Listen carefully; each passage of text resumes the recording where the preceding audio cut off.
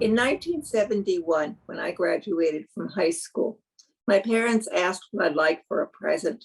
They were feeling pretty generous that year. So I said, I want to go to Israel. I have no idea where that came from. I just know I wanted to. I did not grow up in an observant Jewish home. We did not discuss Israel or even send money on Israeli Independence Day. My parents were not going to let me wander around Israel by myself. So they hooked me up with a group out of New York. And I got my vaccinations, smallpox, started learning Hebrew. They told us we were going to be on a kibbutz, which is a collective farm somewhere in the Negev desert. And the director of the program said to my mother, well, you're 20 miles from the Gaza Strip, which is a war zone, but kibbutz is pretty secure. It's guarded. It'll be okay. Oh, good.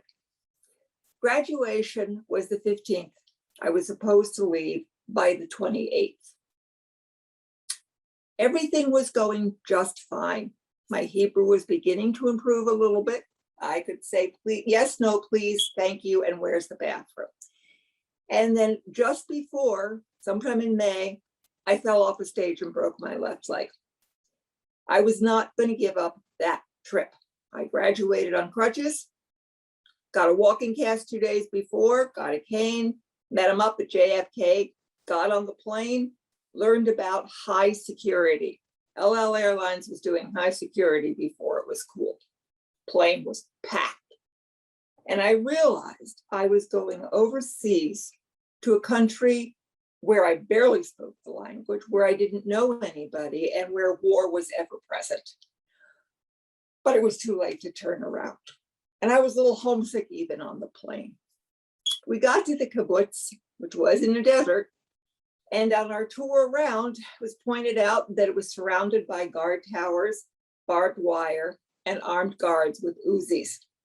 And in our little tour, we said, like to come out and look at the stars, desert, fine, stay away from the perimeter, we shoot after dark. I was put to work in the kitchen because I had this broken leg and could not go out in the fields. And that was not bad. You know, I got to hang out in the kitchen. My Hebrew got a little better.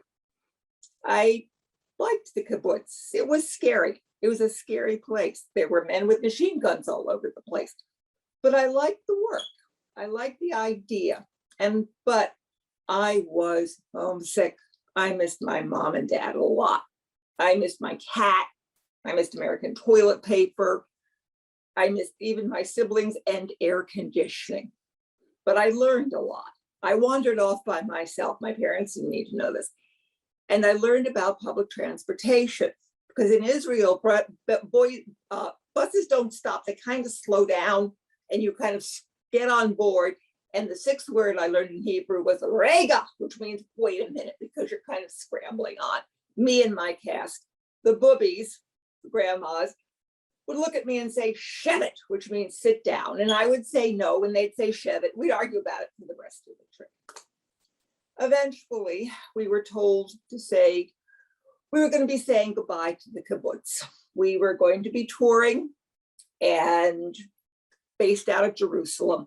I had done some touring on my own. I liked being by myself, and I didn't really fit in well with the group I was with. I liked being able to see things like Masada and the Wailing Wall by myself. It was a very exciting time, but I was homesick. So 3 weeks before it was time to leave Israel, we said goodbye to the kibbutz. And I went to talk to the woman who ran the kitchen. Her name was Sandy. She'd come to Israel 20 years ago and never left. Even changed her name to Aviva. And she said, have you thought of staying on? You know, you could apply to be a member of the kibbutz. I was stunned. That is quite an honor. And I wasn't sure. My parents said later they were pretty sure they were going to get a telegram from me saying, stay, never mind. I really did think about it a lot. But I wanted to go home. So I left Israel with a great tan, a lot of stories. My Hebrew had gotten much better. And I didn't have the cast anymore. It got cut off at an Israeli clinic where I learned how to say ow in Hebrew. Jews, and I also brought home what eventually became a real move for me to Judaism. Jews are expected to go to Israel at least once. It's called making Aliyah. My son, I just bundled my son off 3 years ago for his Aliyah.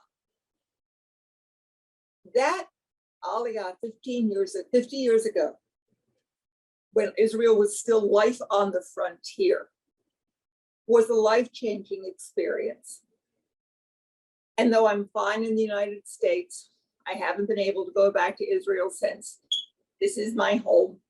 Nonetheless, there are times, usually around the holidays, when I'm kind of homesick for my kibbutz. I wonder how it's doing. I miss seeing the stars at night in a desert. I even miss the boobies on the buses.